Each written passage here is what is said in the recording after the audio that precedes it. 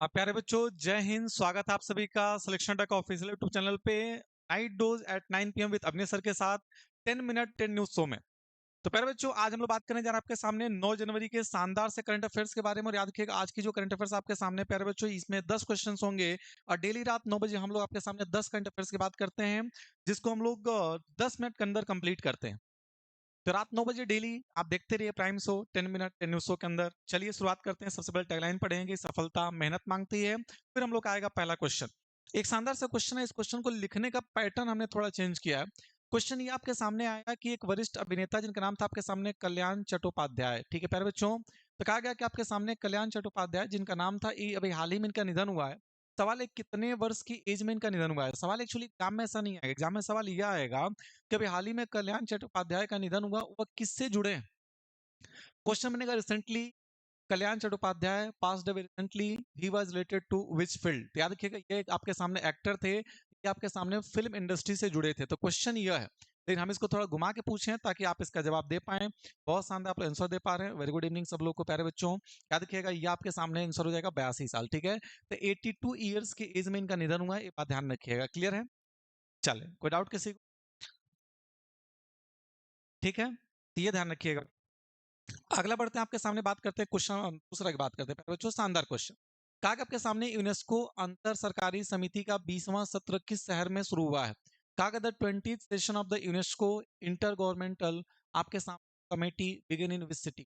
किस शहर के अंदर आपके सामने यूनेस्को का जो है इंटर गवर्नमेंटल जो कमेटी मीटिंग चल रही है, उसका 20वां एडिशन आपके सामने हो रहा है। ये आपसे क्वेश्चन पूछा गया।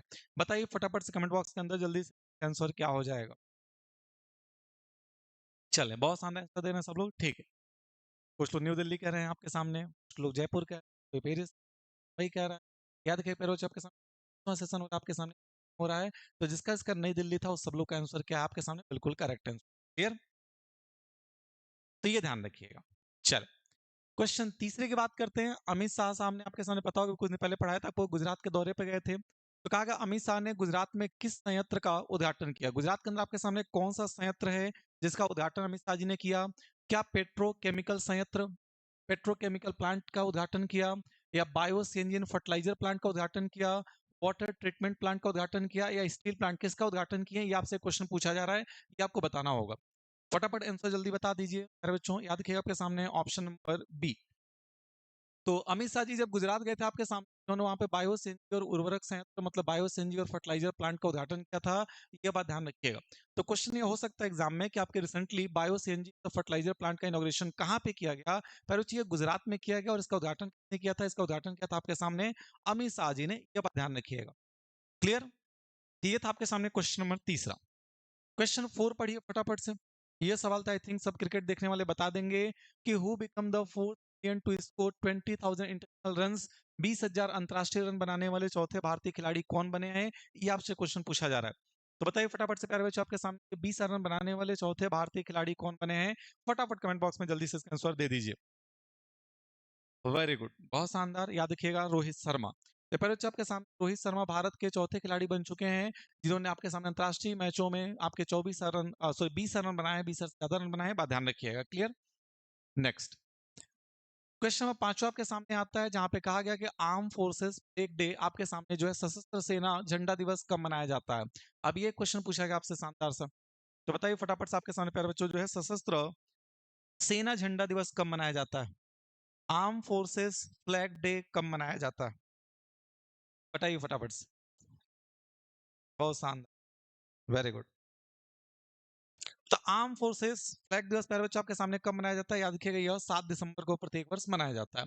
इसी 7 दिसंबर को पता होगा आपके सामने सिविल एविएशन डे भी मनाया जाता है, नागरिक उड्डयन दिवस भी मनाया जाता है। तो 7 दिसंबर को याद रखिए आप सिविल एविएशन मनाया जाता है। सिविल एविएशन डे, नागरिक उड्डयन दिवस भी मनाया जाता है, बात भी ध्यान रखिएगा। 1949 से आपके सामने आर्म फोर्सेस डे मनाया जाता है। बात है, आप ये भी याद रखिएगा कि 1949 से आर्म फोर्सेस फ्लैग डे मनाया जाता है, झंडा दिवस मनाया जाता है। छठा क्वेश्चन बताइए फटाफट से। क्वेश्चन आपके सामने है कि who receive the first FIFA peace award during the 2026 world cup draw in Washington. पर जो आपके सामने 2026 में जो वर्ल्ड आपके फीफा वर्ल्ड कप होने जा रहा था, उसमें पीस अवार्ड आपके सामने किसको दिया गया।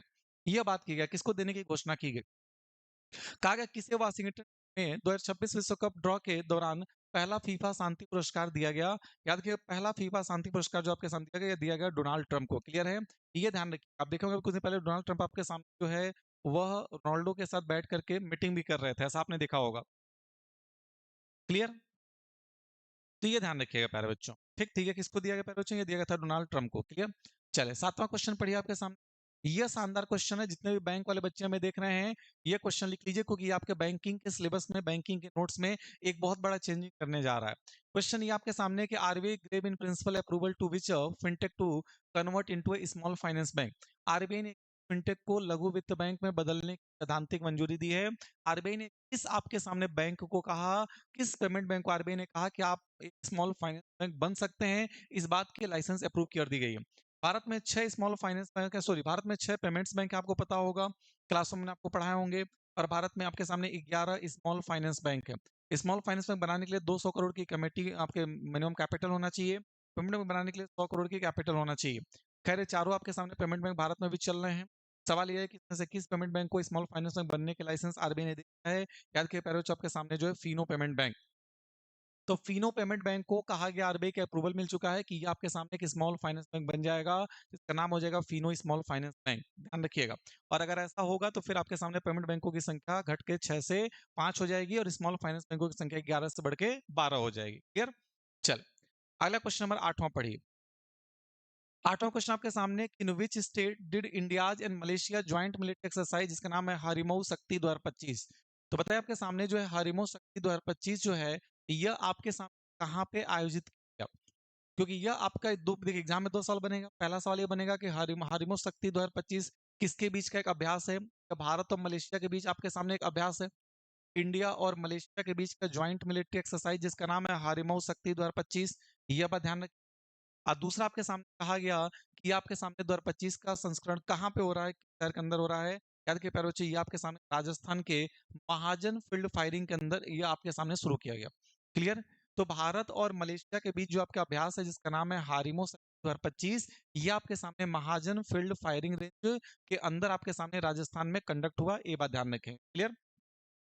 यहाँ तक बिल्कुल क्लियर है सारी चीजें? फटाफट कमेंट कर दीजिए हाँ सर, यहाँ तक बिल्कुल क्लियर है। ठीक, प्लेलिस्ट में आप जाएंगे तो आपको डेली क्लासें मिलेंगी प्यारे बच्चों। सुबह आपने देखा होगा 10:30 बजे हमने जो है 8 जनवरी की क्लास अपलोड कर दी, क्योंकि देखोगे आप लोग 2 क्लासें बीच में नहीं चल पाई थी। ठीक, आज 9 जनवरी कर रहे हैं, कल हम लोग 11 तो खैर छुट्टी रहता है, 10 जनवरी और 12 जनवरी कल कर लेंगे। अब फिर 13 जनवरी से कंटिन्यू हो जाएगा। ठीक, चलिए बहुत शानदार क्वेश्चन, इसका जवाब देखते हैं कौन देता है। शानदार क्वेश्चन आगे पहले आपके सामने, दिसंबर 2025 के अंत में ताइवान के पास हुए महत्वपूर्ण सैन्य आक्रमणों को जस्टिस मिशन 2025 के नाम से क्या जाना जाता है? कहा गया कि what was the significant military develop near Taiwan in December 2025 known as the Justice Mission 2025। कुल मिलाकर सवाल यह है कि जस्टिस मिशन 2025 आपके सामने क्या है? क्या ये आपके सामने अमेरिका और जापान का संयुक्त नौसैनिक अभ्यास है? क्या ये आपके सामने आसियान देशों का एक समूह आपके सामने अंतरिक्षा मिशन है? क्या ताइवान के आसपास चीन का एक बड़ा पैमाने पर सैन्य अभ्यास है?